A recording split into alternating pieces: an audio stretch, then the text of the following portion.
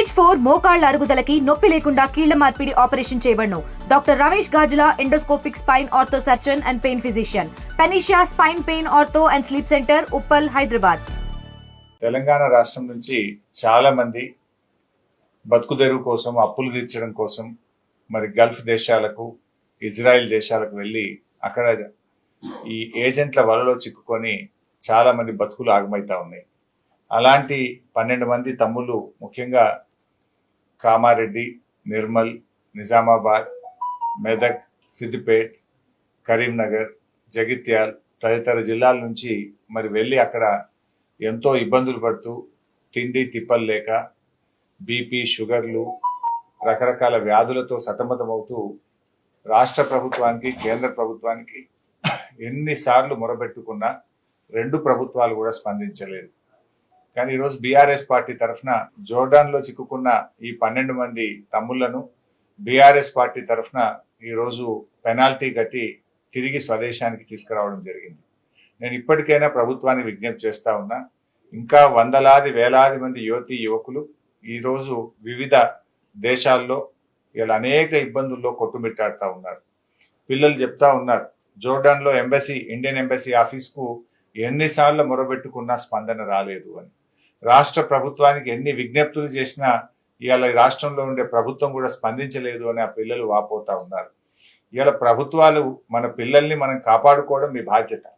ఇవాళ 2 ప్రభుత్వాలు మొద్దు నిద్రపోతే బీఆర్ఎస్ పార్టీ ఈ 12 మంది పిల్లల్ని కాపాడి స్వదేశానికి తీసుకురావడం జరిగింది. సో ఈ 12 మంది గురించి కాదు నేను ఆలోచిస్తున్నది, ఈ 12 మందే కాదు, ఇంకా చాలా మంది పిల్లలు అక్కడ చిక్కుకొని ఉన్నారు.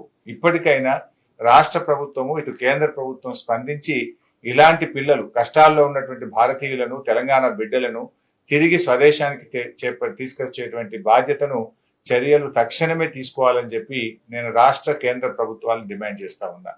ఇవాళ రేవంత్ రెడ్డి చాలా మాటలు చెప్పాడు ఎన్నికల ముందు. గల్ఫ్ సంక్షేమ బోర్డు పెడతానని, వాళ్ళ కోసం ప్రత్యేక పాలసీ తీసుకొస్తామని, నిధులు పెడతామని చెప్పారు. 2 సంవత్సరాలైనా రేవంత్ రెడ్డి నుంచి స్పందనే లేదు.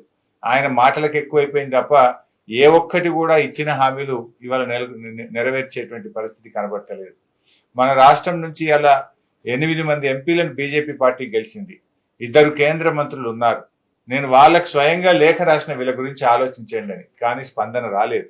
ఇవాళ కిషన్ రెడ్డి గారు, సంజయ్ గారు కూడా ఇలాంటి గల్ఫ్ కార్మికుల కోసం, విదేశాల్లో మరి ఇబ్బందులు పడుతున్నటువంటి తెలంగాణ బిడ్డల్ని తేవడానికి ప్రత్యేకమైన ఒక విభాగం పెట్టి చొరవ చూపి పిల్లలకు మరి కాపాడాలని చెప్పి కూడా వారికి కూడా విజ్ఞప్తి చేస్తా ఉన్నా. ఇవాళ మనం అధికారంలో ఉన్నటువంటిది, ప్రజలు మనకు అధికారం ఇచ్చింది, ఆపదలో ఉన్న ప్రజల్ని ఆదుకోవడానికి, కష్టాల్లో ఉన్నటువంటి ప్రజల్ని కాపాడుకోవడానికే ప్రభుత్వాలు ఉంటాయి. మరి ఎన్నికల ముందు ఇచ్చిన హామీలు గెలిచి మర్చిపోవడం కోసం కాదు, గెలిచిన తర్వాత హామీలను అమలు చేయడం, ఆ ప్రజలకు మేలు చేయడం, ఇచ్చిన ప్రతి మాటను నిలబెట్టుకోవడం అనేటువంటిది మీ కర్తవ్యం, మీ బాధ్యత. దాన్ని ఇలా మీరు మర్చిపోతే ప్రధాన ప్రతిపక్షంగా బీఆర్ఎస్ పార్టీ వీళ్ళందరినీ కూడా ఈరోజు కాపాడి స్వదేశానికి రప్పించడం జరిగింది. ఇక ముందైనా మీరు మేల్కోనండి. ఇలాంటి వాళ్ళు ఎంతో మంది, ఇంకా వేలాది మంది అక్కడ ఇబ్బందుల్లో ఉన్నారు. వారందరినీ కూడా ప్రభుత్వమే స్వదేశానికి తీసుకురావాలని చెప్పి డిమాండ్ చేస్తారు. తెలుగులో ఫాస్టెస్ట్ న్యూస్ ఇప్పుడు కొత్త అవతారంలో 5 సెకండ్లోనే పూర్తి వార్తా సమాచారం మీ చేతిలో. సోషల్ మీడియా ట్రెండ్స్ మీ కళ్ళ ముందుకే live TV and voice search options తో ఇప్పుడే డౌన్లోడ్ చేయండి. యాప్ లింక్ డిస్క్రిప్షన్ లో ఉంది.